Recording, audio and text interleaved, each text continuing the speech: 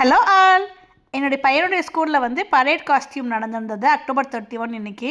சரி ஓகேன்ட்டு நாங்களும் ஹாலோவன் காஸ்டியூம்லாம் என் பையனுக்கெலாம் போட்டு அனுப்பி வச்சுருந்தோம். பட் இதுதான் என்னுடைய ஃபஸ்ட்டு பரேடு ஸ்கூலில் பார்க்குறது நான்.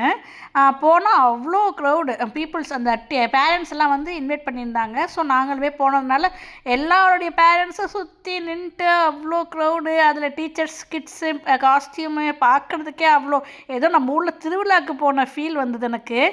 ஒரு படத்தில் சொல்லுவாங்க இல்லையா, அந்த எதை படம் தெய்வ திருமகளில் சின்ன டைனோசர் பெரிய டைனோசர் அப்படின்ட்டு, அது வந்து எனக்கு இங்கே நேரில் பார்த்தேன் நான்.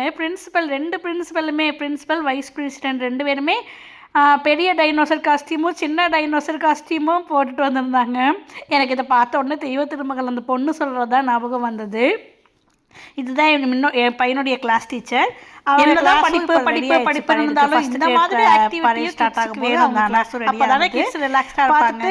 நாங்களே சம்மர் தேர்ட் ஸ்டாண்டர்ட் வரைக்கும் ஸ்டடீஸ் எங்களுக்கு பார்த்து ஹை சொல்றது எதுவும் கிடையாது. அலை இல்லாம அந்த மாதிரி காஸ்டியூம் போட்டுருவாங்க. இது வந்து டீச்சர்ஸ் பாருங்க, டீச்சர்ஸ் பாருங்க, எல்லா டீச்சர்ஸும் இதுதான் காஸ்டியூம் கடைசில எனக்கு அவ்வளோ அழகா இருந்தது பார்க்குற டீச்சர்.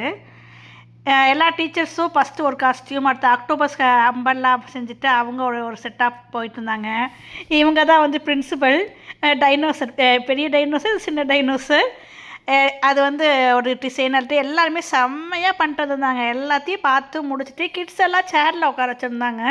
இங்கே வந்து நம்ம ஊர் மாதிரி ஒர்க்கர்ஸ்லாம் அவ்வளோவெலாம் வேலைக்கு இல்லை.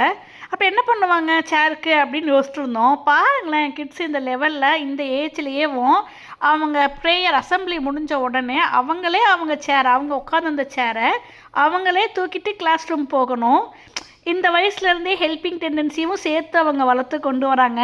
என் பையனும் சேரை தூக்கிட்டு பாய்மா அப்படின்ட்டு கிளாஸ்க்கு போயிட்டான். அவ்வளோதான், டாட்டா, பாய் பாய்.